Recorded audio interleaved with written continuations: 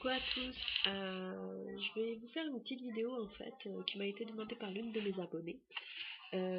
Du coup en fait on va voir un petit peu les produits périculture que j'ai achetés et qui ne m'ont pas servi ou très peu. Donc je me suis fait une petite liste qui est franchement pas très grosse. Voilà donc on va commencer ça. Donc, pour commencer, la nacelle. La nacelle, j'ai acheté, en fait, là, vous savez que dans une poussette, les poussettes premier âge, vous avez le cosy, qui fait office de siège auto également, et la nacelle. Donc, la nacelle, c'est comme un landau, en fait. Voilà, c'est comme un landau. Et nous, on s'en est vraiment pas servi. Je sais pas que je déconseille de ne pas l'acheter. Euh, Ça dépend de ce que vous allez faire. C'est-à-dire que si vous faites des longs trajets, c'est clair que dans un cosy, le bébé il va pas être super à l'aise. Alors, nous on en a fait qu'un trajet et on s'est arrêté assez souvent pour l'enlever du cosy, qu'elle se détende un petit peu et tout ça. Et du coup, bah voilà, ça nous a pas gêné plus que ça. Après, si vous êtes amené à voyager très souvent quand le bébé est très petit, là oui, je vous dirais d'acheter une nacelle. Bon, nous on l'a pas acheté. On nous l'a prêté en fait. Enfin, on nous l'a donné. Donc du coup, bon, ça n'a pas été un investissement pour rien parce que du coup, on l'avait pas acheté. Mais j'aurais été un peu dégoûtée quand même de l'avoir acheté pour rien. Enfin, voilà, parce que je m'en serais pas forcément servi. Après, pour les grandes balades, les sorties toute la journée, c'est clair que bébé sera mieux dans un landau que dans la nacelle que dans le cosy. Mais enfin, nous, ça l'a pas gêné plus que ça parce qu'elle était bien, justement, elle était serrée dans son petit cosy et elle était super bien, quoi, du coup, parce que ça lui rappelait le ventre de maman. Donc voilà. Ensuite, qu'est-ce que je me suis pas servi? Un chauffe-biberon, ouais, je l'ai acheté, mais vu que j'ai allaité déjà, j'ai allaité 3, 3 mois et demi à peu près. Bon, après, je vais pas vous faire le détail. Euh, et j'ai dû après passer au biberon. Et le biberon, ouais, j'avais acheté un chauffe-biberon qui m'a pas du tout servi parce que, en fait, c'était plus pour quand je partais en voyage. Et pour la route, bon, en fait, on s'arrêtait. Puis dans les stations-service, il y avait toujours le micro-ondes et j'aurais chauffé le biberon en fait. Alors moi, ce que je vous conseille en fait, c'est quand vous réchauffez le biberon, vous ne chauffez pas le biberon de lait, vous chauffez l'eau. Vous chauffez l'eau et ensuite vous mettez votre poudre de lait. Et donc voilà, donc pour moi ça m'a pas du tout servi puisque même à la maison je chauffe l'eau dans le biberon, je chauffe l'eau du biberon d'abord dans le biberon en lui-même et ensuite je mets la poudre quand le biberon est chaud, enfin quand l'eau est chaude. Ensuite, qu'est-ce que j'ai acheté et qui ne m'a pas servi? La baignoire avec son support et le siège. Alors en fait, moi, il faut savoir que j'ai une baignoire chez moi et elle est assez petite. Du coup, en fait, ça convient très bien à ma puce, que ce soit quand elle était nouveau-née ou quand elle est ou à l'âge maintenant, 10 mois, ça lui convient tout à fait. Du coup, je m'en suis pas je me suis servi une fois de la baignoire et ensuite j'ai abandonné, je l'ai mis directement dans la nôtre et ça, voilà, c'était super bien. Après, c'est pratique si vous avez une grande baignoire et que forcément vous n'allez pas mettre toute l'eau à l'intérieur, ça fait du gaspillage et tout. Et également aussi, ça peut être utile si vous n'avez pas de baignoire. Forcément, si vous avez qu'une douche, c'est vrai que c'est pas évident de baigner bébé quoi. Du coup, moi en fait, ça m'a pas du tout servi. Le siège de bain, je l'ai utilisé vraiment pas longtemps. Parce qu'après, elle a préféré être assise. Donc je l'assois. Il faut d'ailleurs que j'achète un anneau de bain. Et je sais pas forcément si je vais investir dedans parce que bientôt elle tiendra. Enfin, elle tient déjà bien en assise, mais bon, dans l'eau, elle se balade un petit peu. Donc je sais pas trop. Donc voilà. Et le support de la baignoire, du coup, bon, moi ça n'a pas été un investissement plus que ça parce que du coup, je l'avais acheté déjà dans un vide-grenier. Et du coup, je m'en sers pour.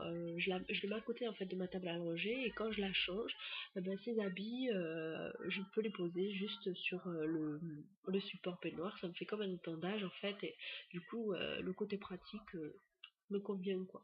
Je l'ai pas acheté pour rien. Qu'est-ce que j'ai acheté pour rien aussi? Ouais, non, je l'ai pas acheté pour rien, mais j'ai mis le lit parapluie parce qu'en fait, quand on va en vacances et tout, je le prends avec moi, mais bon, ça dépend de l'endroit où je vais. Si je vais chez de la famille, je sais que j'aurai toujours un moyen pour la faire dormir, donc j'ai pas besoin de le prendre. Et, euh, et voilà, donc du coup, le lit parapluie nous sert de parc. Donc bon, c'est pas un achat pour rien parce que du coup, voilà, elle y va quand même dedans, mais c'est pas sa première utilisation en fait. C'est pas, enfin, normalement on achète un lit parapluie pour quand on part en vacances et qu'il veut dormir dedans, ou quand vous voulez le mettre chez la nounou, enfin normalement la nounou elle en a un, mais si votre nounou c'est dans votre entourage qui n'ont pas de lit parapluie, ça peut toujours servir. Donc moi du coup, bah en fait, mon lit parapluie c'est mon parc. Et ça lui convient très bien, voilà. Ensuite, des biberons et des tétines. Alors, moi, je sais pas. J'en avais acheté plein. Et il faut savoir que ma fille, les tétines, déjà, elle a pas voulu la prendre. Et quand elle a voulu la prendre, elle voulait qu'une certaine forme de tétine. Il faut savoir qu'il y a plusieurs formes. Moi, elle prend les combis. C'est vraiment, en fait, il n'y a pas de sens. On peut la mettre dans n'importe quel sens, en fait, la tétine. Et il n'y a que celle-là qu'elle accepte. Du coup, toutes celles que j'avais achetées avant, je les avais achetées pour rien. Moi, j'ai trouvé dans mon entourage à qui les donner et tout ça, mais ça a été un petit investissement pour rien, quoi, parce que j'en avais acheté quand même pas mal. Et les biberons, alors les biberons, pareil, j'en avais acheté mais plein. Je crois que je devais en avoir une quinzaine, non pas une quinzaine quand même, mais une bonne dizaine. Du coup, bah, j'en ai donné voilà. J'en ai eu un dans le coffret Petit Bonheur dont je vous avais parlé déjà dans une vidéo, et je me suis servi en premier de celui-là, donc je l'avais pas acheté, celui-là. Et le deuxième que je me sers tout le temps maintenant, c'est le biberon d'Audi, enfin le biberon mam maintenant ça s'appelle. Et j'en ai un, deux, trois, j'ai trois biberons mam, dont un que plus un que j'avais donné à mon entourage. Du coup, en fait, ces biberons-là, je les ai découverts parce que ben, ma fille avait des coliques et énormément, donc ça lui a permis de faire passer ses coliques parce qu'il y a un petit, comment on appelle ça? Ça se dévisse en bas en fait et enfin l'air reste en bas et du coup bah ça lui fait moins mal au ventre et franchement ça a été nickel ce petit biberon là donc du coup tous ceux que j'avais utilisés avant je m'en sers pas. Après je me dis que peut-être j'en garderai un pour plus tard parce que bah elle va en avoir encore besoin mais ça a été un gros investissement pour rien parce qu'on en avait vraiment acheté pas mal et ça sert vraiment pas à grand chose d'en acheter beaucoup. Euh, ouais, parce qu'en gros, il vous en faut un pour l'eau, un pour le lait, on va dire même deux pour le lait, comme ça vous pouvez changer tout ça. Euh, et ensuite, il vous en faut un si vous donnez du jus de fruits ou des choses comme ça, ou des médicaments si vous voulez pas mélanger. Voilà. Ensuite, vêtements, pop, pop, pop. Ah oui, et le dernier truc, bon, ça rentre pas forcément dans la périculture, mais les vêtements. Les vêtements, j'en ai acheté plein, mais c'était de l'achat compulsif. C'était on est enceinte et voilà, c'est les soldes qui arrivent, votre bébé va bientôt arriver, voilà. Enfin, moi, ça s'est passé comme ça. Et oh, ça se coûte 2 euros, 1 euro, 2 euros, 3 euros. Bref, j'ai acheté mes plein d'habits. Et là, je sais pas si je pourrais faire une photo. Je pense pas, mais j'ai deux gros bacs où il y a un gros bac qu'elle n'a pas mis. C'est des affaires neuf, voilà. C'est vraiment un gros bac. Et un autre où elle les a mis un jour, 2 jours. Voilà. Donc tout ça c'est du 0 mois, qu'elle n'a pas mis du tout, du 1 mois, du 3 mois, et là le 6 mois il faut que je le range aussi. Donc voilà, et le 9 mois aussi il faut que je le range. En gros voilà, elle est au 12 mois en ce moment, 12-18 mois même. Du coup, ben, en gros, acheter vraiment le nécessaire.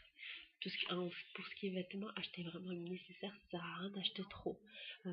C'est clair, vous allez craquer sur un petit ensemble et tout ça. Bon, de temps en temps, faites-vous plaisir, mais n'achetez pas trop parce que enfin, vous allez vous retrouver avec trop d'habits et votre bébé, votre fille ou votre garçon ne pourra pas en profiter en fait. Sachez aussi que si vous allez faire le baptême de votre enfant, on va vous offrir des vêtements. Quand vous allez être à la maternité ou qu'on va venir voir votre bébé pour la première fois, on va vous offrir des vêtements. Voilà, et du coup en général on vous offre en général à partir de 6 mois. Donc faut savoir qu'il faut prévoir voilà, du 1 mois, 3 mois. Mais n'achetez pas trop. Voilà. Et les chaussures aussi. Alors les chaussures ça sert à rien de les acheter parce que vous allez jamais les mettre. Moi j'en ai acheté plein et je les ai jamais mis. Donc ça serait un investissement pour rien. Vous allez les mettre en fait quand votre bébé commencera à marcher. Voilà, quand il marchera tout seul, c'est là que vous mettrez des chaussures. Avant, ça sert à rien, donc je vous déconseille de les acheter. Bon, vous pouvez en acheter une pour faire joli, tout mignon. Moi, c'est ce que je fais de temps en temps. Je lui en mets une, mais bon. Après, toutes celles que j'ai achetées avant, ça sert à rien. Donc voilà, donc je récapitule. Le lit parapluie, ça me fait office de parc. Le chasse-biberon, je l'ai jamais utilisé. La nacelle, jamais utilisé. La baignoire, utilisée une fois avec le siège de bain. Le siège de bain, je l'ai utilisé un peu plus, on va dire ouais, 5 fois, 5-6 fois. Les biberons, j'en ai acheté trop. Les tétines, pareil, parce que ça dépend de votre bébé. Et les vêtements et les chaussures, pareil, voilà, faut pas trop acheter. Donc voilà, je me suis fait cette petite liste. Je sais pas si j'ai d'autres produits, mais je pense pas, parce que quand même on a été, à part sur les vêtements où on s'est lâché, il n'y a pas trop d'affaires qu'on a achetées et qui nous ont pas trop servi en périculture. Donc voilà. Je vous ferai une autre vidéo qui m'a été également demandée par la même personne sur mes affaires de périculture que j'ai chez moi, donc que ce soit dans le salon, dans sa chambre à elle, dans la salle de bain et dans ma cuisine. Voilà, comme ça vous pourrez voir un petit peu ce que j'ai chez moi et qu'est-ce qui est le côté pratique et tout ça. Voilà, donc dites-moi vous en commentaire qu'est-ce que vous avez acheté et qui n'a pas du tout servi à votre bébé ou qui a servi très peu. Dites-moi aussi vos achats compulsifs, vêtements et tout ça coup de cœur. Dites-moi tout ça en commentaire. Si vous avez d'autres idées de vidéos également, dites-le moi. N'hésitez pas, moi j'adore faire les vidéos que vous me demandez. Parce que j'ai quand même une liste, si vous voyez. Elle est bien garnie, mais voilà, je préfère faire des choses que vous avez envie de voir que des choses que moi j'ai envie de faire. Donc voilà. Donc je vous dis à très vite. J'espère que cette vidéo vous a plu et je vous fais des bisous. Ciao ciao.